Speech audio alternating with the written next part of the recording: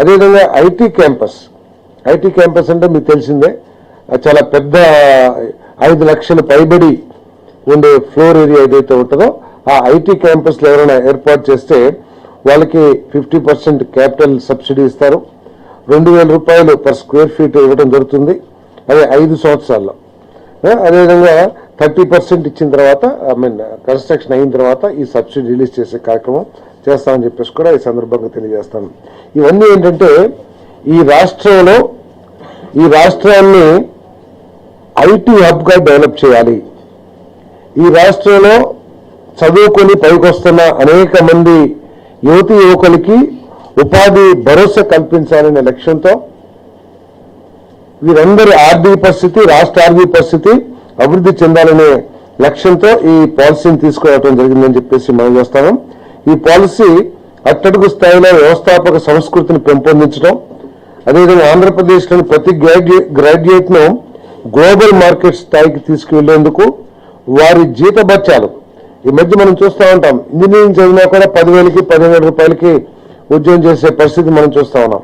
అట్లా కాకుండా వాళ్ళకి వారి గ్రామంలోనే ఇవన్నీ ఏర్పాటు చేసి అత్యధిక జీతాలు పొందే అవకాశం కల్పించడం కోసం ఈ పాలసీ తీసుకురావడం జరిగిందని చెప్పేసి మనం చేస్తాను. అదేవిధంగా INC policy, Andhra Pradesh textile apparel and garments policy 4.0 2429 ఏదైతే ప్రవేశపెట్టిందో ఆ పాలసీని కూడా కేబినెట్ ఆమోదించడం జరిగిందని చెప్పేసి మనం చేస్తాను. తక్కువ పెట్టుబడితో ఎక్కువ ఉద్యోగ అవకాశాలు కలిగిన రంగం ఈ రంగం అని చెప్పింది అపెరల్ అండ్ గార్మెంట్స్ రంగం అని చెప్పేసి మనం చేస్తాను. వచ్చే 5 సంవత్సరాల్లో 10,000 కోట్ల పెట్టుబడి లక్ష్యంగా, అదేవిధంగా 2 లక్షల మందికి ఉద్యోగ అవకాశాలు సాధించే లక్ష్యంగా ఈ పాలసీని తీసుకురావడం జరిగిందని చెప్పేసి మనం చేస్తాను.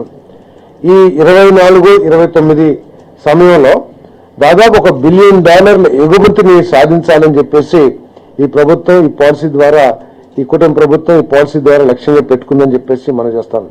మరి ఈ మన రాష్ట్రంలో దీంట్లో నైపుణ్యం కలిగిన జనాభా చాలా ఎక్కువగా ఉన్న విషయం మనకు తెలిసింది. పద్మశాలీలు కానివ్వండి, ఏదైతే చేనేత కార్మికులు ఉన్నారో వాళ్ళందరికీ కూడా మెరుగ్గా ఉంటుందని చెప్పేసి కూడా నేను మనం చేస్తాను. వీటి కోసం ఈ పార్క్స్ ఏర్పాటు చేయడమే, మౌలిక వసతులు ఏర్పాటు చేయడమే కాకుండా రాయితీలు కూడా పెద్ద ఎత్తున ఇవ్వడం జరుగుతుందని చెప్పేసి మనం చేస్తాను. పీపీపీ మోడ్లో 5 టెక్స్టైల్ పార్క్స్ కూడా ఏర్పాటు చేయాలనేది ఈ పాలసీ యొక్క లక్ష్యం అని చెప్పేసి మనం చేస్తా ఉన్నాను.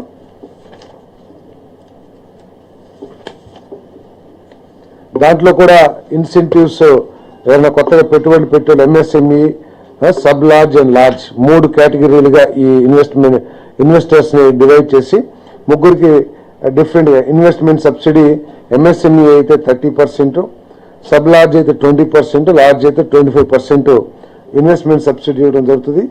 Women, BC, SC, ST, minorities, specially abled వాళ్ళందరికీ కూడా ఎంఎస్ఎంఈ అయితే 45% సబ్సిడీ, 25% సబ్ లార్జ్ యూనిట్స్కి, లార్జ్ యూనిట్స్కి 30%. అదేవిధంగా పవర్ కాస్ట్ ₹2 పర్ యూనిట్ అందరికీ కూడా. అదేవిధంగా ED charges exemption 50%, stamp duty and land conversion charges 100% అన్ని యూనిట్స్ కూడా. గ్రీన్ టెక్ అడాప్షన్ ఏమైనా తీసుకొస్తే 25% ఆఫ్ ఎక్విప్మెంట్ కాస్ట్ ఎంఎస్ఎంఈస్కి, 10 to 15% of project cost sub large యూనిట్స్కి, అదేవిధంగా లార్జ్ యూనిట్స్కి 15 to 25% సబ్సిడీ ఇవ్వడం జరుగుతుందని చెప్పేసి మనం చేస్తా ఉన్నాం.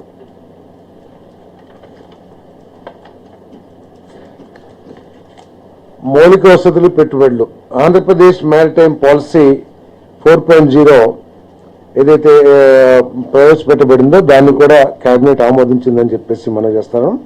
ఈ పాలసీ యొక్క ముఖ్య ఉద్దేశం ఏంటంటే మనకి అనేక రాష్ట్రాలకి లేని వసతి, దాదాపు 975 కిలోమీటర్ల పొడవైన కోస్ట్ లైన్ మన కొంత మూలంగా దాన్ని ఆధారంగా చేసుకుని పోర్ట్లు కానివ్వండి, పోర్ట్ ఆధారిత ఇండస్ట్రీస్ కానివ్వండి అభివృద్ధి చేయాలనేది ఈ ప్రభుత్వం యొక్క లక్ష్యం అని చెప్పేసి మనం చేస్తా ఉన్నాం.